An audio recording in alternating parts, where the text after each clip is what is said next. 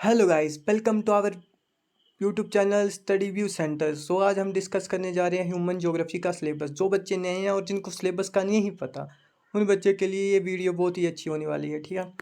सो सबसे पहले ये सिलेबस जो है बीए सेकेंड ईयर का है, जो कि हिमाचल प्रदेश यूनिवर्सिटी का है। कई बच्चे सोचेंगे ये सिलेबस तो हिमाचल प्रदेश यूनिवर्सिटी का है, इससे हमारा क्या लेना देना। बट मैं आपको बता दूँ कि सभी यूनिवर्सिटी का सिलेबस सेम ही है, क्योंकि सेम ही चीज़ ह्यूमन ज्योग्राफी में पढ़ाई जाती है। ठीक है। तो बस ये हो सकता है कि यूनिट जो है आगे पीछे हो या चैप्टर आगे पीछे हो। ठीक है। सबसे पहले इंट्रोडक्शन। इसमें क्या करना है आपको, ह्यूमन ज्योग्राफी की डेफिनेशंस क्या हैं, उसके नेचर्स क्या हैं, उसके मेजर सब फील्ड्स क्या हैं। ठीक है। और उसके रेलिवेंस के बारे में बताना है। ठीक है। फर्स्ट यूनिट में ये है। सेकंड यूनिट जो आपकी बहुत इंपॉर्टेंट यूनिट है, वर्ल्ड पॉपुलेशन।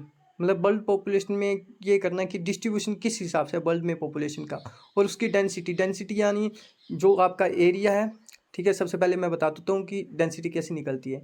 डेंसिटी आपको बेसिकली किसी एरिया और उसकी पॉपुलेशन को डिवाइड करना होता है।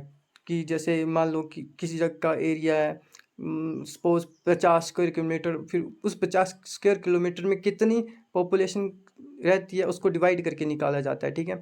एंड ग्रोथ की, किस कंट्री में ग्रोथ किस हिसाब से है। ठीक है। जैसे आपको पता है कि यूरोप की कई ऐसी कंट्री हैं जिनकी ग्रोथ बिल्कुल डाउन हो चुकी है। ठीक है। ग्रोथ मीन्स जो पॉपुलेशन ग्रोथ है। ठीक है। इसमें एक बहुत ही इम्पोर्टेंट मतलब थ्योरी है, डेमोग्राफिक ट्रांजैक्शन थ्योरी, जो कि हर बार पूछी जाती है। ठीक है। मतलब ये शॉर्ट क्वेश्चन या लॉन्ग क्वेश्चन में आती है। इसको छोड़ना नहीं है। ठीक है। जो पता होता है कि ये चीज़ पूछी जाएगी, उस चीज़ों को नहीं छोड़ना है। ठीक है। इसमें देखो मैं आपको बता देता हूँ कि डिस्ट्रीब्यूशन हम ब्रीफली पढ़ेंगे, बट फिर भी एक नॉर्मल तरीके से पढ़ लेते हैं कि डिस्ट्रीब्यूशन किस तरीके से होता है। सबसे पहले जो, जैसे आपको पता होगा कि जो अर्थ को डिवाइड करते हैं उसको इक्वेटर कहते हैं। ये जो लाइन है इक्वेटर 0 डिग्री जहाँ पे लिखा है, ये अर्थ को डिवाइड करती है दो हिस्सों में। ठीक है।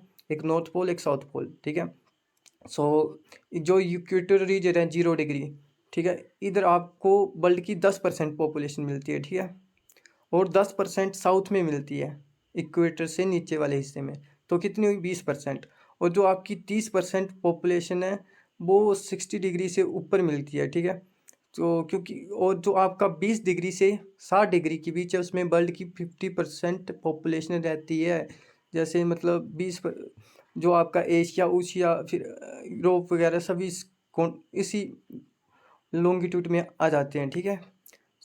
थर्ड यूनिट आपकी सेफ स्पेस एंड सोसाइटी। ये भी एक बहुत ही अच्छी इंपॉर्टेंट यूनिट है। सबसे पहले इसमें ह्यूमन रेसिस क्लासिफिकेशन। ठीक है। और ग्रिफिथ टेलर, जो कि क्लासिफिकेशन जो है ग्रिफिथ टेलर का, वो मतलब हर बार पूछा ही जाता है। ये भी बहुत इंपॉर्टेंट क्वेश्चन है। ठीक है। इसको पूछा ही जाएगा। ये तो या तो शॉर्ट क्वेश्चन में आ जाएगा या लॉन्ग क्वेश्चन में आ जाएगा, तो ऐसे क्वेश्चन छोड़ने नहीं है। ठीक है। और हम इस क्वेश्चन को बड़े तरीके से, यानी मतलब ब्रीफली पढ़ेंगे। ठीक है। बड़े क्वेश्चन में करेंगे। ठीक है। अभी थोड़ा थोड़ा बता देता हूँ मैं। ठीक है। एंड इसका बल्क डिस्ट्रीब्यूशन करना है। ग्रिफिथ टेलर जो था, उसका मानना था कि जो मानव की उत्पत्ति, मतलब ह्यूमन रेस की जो उत्पत्ति या ओरिजिन हुई है, वो सेंट्रल एशिया से हुई है। ठीक है। उसने अपनी इस क्लासिफिकेशन को सिद्ध करने के लिए ये तथ्य दिए कि जो सबसे पुरानी स्पीसीज है, वो उसकी हड्डियां सबसे नीचे दबी हुई हैं। ठीक है। और जो सबसे पुरानी स्पीसीज है, वो प्लिस्टोन या आइस एज में जो थी, वो समुद्र के किनारे, मतलब समुद्र के किनारे, मतलब जैसे कोस्टल एरियाज में अब बसी हुई हैं, जो किनारे किनारे बसी हुई हैं। जैसे निग्रीटो फैमिली, सपोज निग्रीटो मतलब जो लंबे और काले, जो मतलब अफ्रीकन्स होते हैं एक तरह से। कुछ समझ नहीं आएगा, बाद में हम ब्रीफली पढ़ेंगे तब समझाऊंगा। ठीक है। वो सबसे साइड में बसे हुए हैं। और उसके बाद आती है आपकी कोकोसाइड। उसकी हड्डियां जो आती हैं, मतलब इसने बेसिकली तीन सबसे पहले प्रजातियां डिवाइड करी थी। पहले एक थी निग्रीटो, एक थी कोकोसाइड, और एक थी मोंगोलाइड। ठीक है। इसने इसके अलावा भी कई रेसेस डिस्क्राइब करी थी, बट अब मैं आपको मेनली तीन का एग्जांपल देकर समझा रहा हूँ। ठीक है। तो उसका ये मानना था कि जो निग्रिटो है, उसकी हड्डियाँ सबसे नीचे होंगी, दबी हुई होंगी मिट्टियों में, और वो जो होगी वो साइड में रहती होंगी, कहीं किसी कॉन्टिनेंट के साइड में। ठीक है। और जो कोकोसाइड है, उसकी हड्डियाँ निग्रिटो से ऊपर मिलेंगी। ठीक है।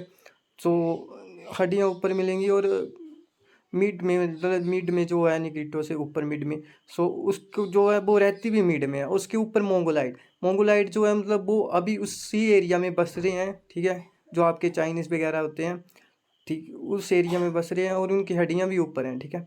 सो इस तरीके से कुछ इसकी रेस क्लासिफिकेशन है। और सेकंड क्वेश्चन नहीं, बस सेकंड चैप्टर आपका रिलीजन, ठीक है। So major religion of the world and distribution, ठीक है। रिलीजन जो मेजर रिलीजन्स हैं, जैसे क्रिश्चियनिटी आ गया, बुद्धिज़्म आ गया, हिंदुज़्म आ गया, इस्लाम आ गया, ऐसे ऐसे जो मेजर रिलीजन है वो किस तरीके से वर्ल्ड में डिस्ट्रीब्यूटेड है। तो आपको पता है कि सबसे बड़ा क्रिश्चियनिटी है, और क्रिश्चियनिटी ऐसे नहीं फैला पूरे वर्ल्ड में, ठीक है।